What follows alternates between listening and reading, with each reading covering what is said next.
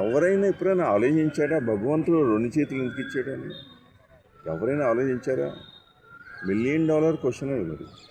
అది ఒక చేతేమో గ్లాసు ఏంటంటే, ఒక చేత్తో గ్లాసు, ఒక చేత్తో అదేలేండి. అక్కినేని నాగేశ్వరరావు గారి పాట ఉంది కదా, అదే పాట తొందరగా జ్ఞాపకం రావట్లేదు. ప్రేమాభిషేకంలో పాట ఉంది కదండి, వస్తానని నేను వస్తానని వలుగు సెలవిచ్చి వలుపుకు నడువిచ్చి ప్రేమాభిషేకం ప్రేమకు పట్టాభిషేకం, ప్రేమాభిషేకం ప్రేమకు పట్టాభిషేకం. అది నా తెలిసినంత వరకు ఇదే అని నేను అర్థం చేసుకుంటాను. మరి మీరు మీ కమెంట్స్, మీ ఫీడ్బ్యాక్, ఇది రీల్ చూసినాక ఇది నిజమో అబద్ధమో ఏంటో మీ అభిప్రాయాలు తెలియపరచండి. అది ఇంతతో సమాప్తం.